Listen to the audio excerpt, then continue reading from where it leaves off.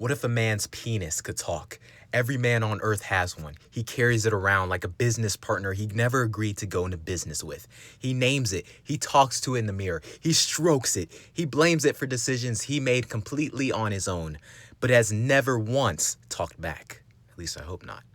So today, I want to ask the dumbest possible question with total seriousness. What if a man's penis could talk? Not metaphorically, not in a dream sequence. I mean, it wakes up tomorrow with a voice, an attitude, and apparently strong opinions about everything. Because let's be honest, the second it could talk, it would not ease into the conversation. There would be no gentle introduction. It would just start yelling from inside someone's pants like this. Ah! In the middle of a meeting going, hey, quick question. Why are we sitting like this? And that man's entire career would be over in real time. It would also immediately demand a name change because it is not a personality. It would want something with branding, something with main character energy. It would probably insist on being something called like Big Steve, Big Robbie, or Tyrone, or the Colonel, or the worst of all, its own full government name, which would reveal completely unprompted during Thanksgiving dinner. Now imagine the absolute chaos of the morning alarm situation. Every single morning, completely uninvited, it just sort of stands up and announces its presence to the room, like it's clocking in for a shift nobody scheduled. Now give that thing an actual voice. It's not subtle anymore.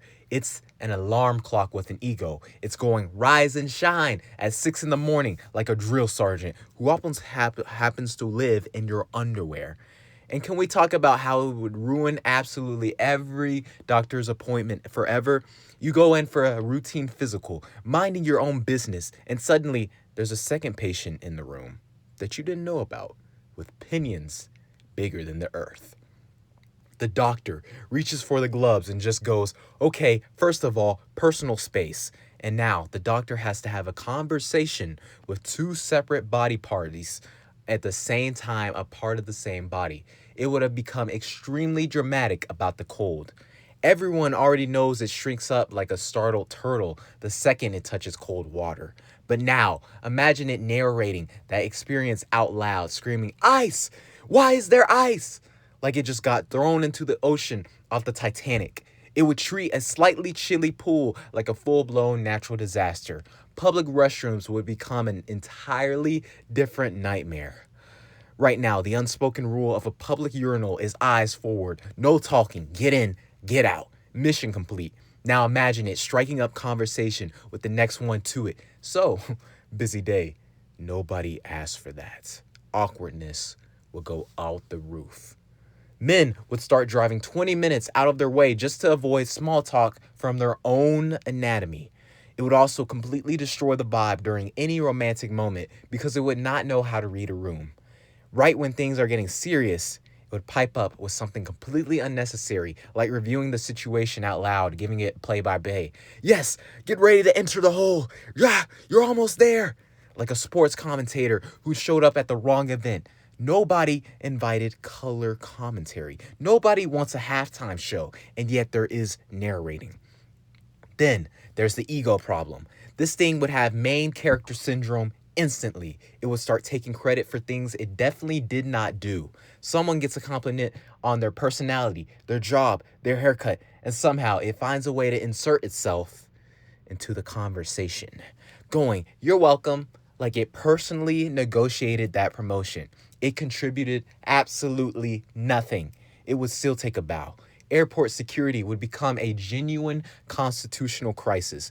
The metal detector goes off for a completely unrelated reason, maybe a belt knuckle, and it panics, immediately shouting, Mr. Penis, I didn't do anything, at full volume in front of an entire line of strangers, TSA agents, and one very confused toddler.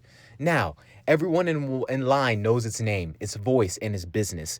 It would also become the world's worst backseat driver, except the seat is the front of someone's pants, and the car is life itself.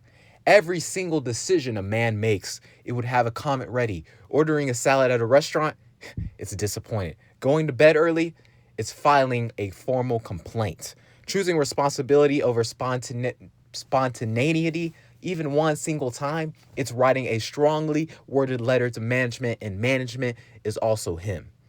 Family gatherings would never recover. Imagine grandma asking an innocent question like, "So, are you seeing anyone special?" And before the man can even answer, a muffled voice comes from his own trousers, interrupts with unsolicited relationship advice. Grandma would need a moment, probably several moments, possibly a new grandson. Gym locker rooms would basically turn into a full comedy open mic night, except nobody signed up to perform, and there's no way to leave the stage. Guys avoid eye contact in there for a reason, and now there's an additional cast of characters weighing in on everybody's cardio routine, unsolicited at full volume, while everyone else is just trying to find their car keys and leave with their dignity intact. And naturally, it would develop a full personality disorder around comparison. It would start sizing up everyone in the room within the first 4 seconds of entering, like a judge at a competition nobody signed up for. And the little guys, the little penises, they would lose this competition a whole lot. Muttering little side comments the entire time, it would somehow be simultaneously the most insecure and the most arrogant creature in existence, sometimes in the same sentence. It would also completely ruin swimwear shopping forever. A man just trying to find some trunks that fit correctly, minding his own business, and suddenly there's a second opinion coming from inside the fitting room, rejecting perfectly reasonable options for reasons that make no logical sense whatsoever. Oh, not that one. Too much pressure for me, Mr. Penis. We are not doing that to ourselves today, the penis would say. Eventually, obviously, it would want its own social media presence, its own account, its own little blue check mark. It would start posting selfies from angles nobody consented to, tagging locations absolutely should not be tagging, and getting into arguments in the comment section with complete strangers about things that are none of its business. It would demand payment. It would want health insurance. It would probably unionize with every other one penis on the planet and go on strike during the worst possible moment, leaving every man on earth standing there completely helpless, going, "We're experiencing technical difficulties. Please hold." It would start rating experiences like an online reviewer nobody asked to hire. 1 star.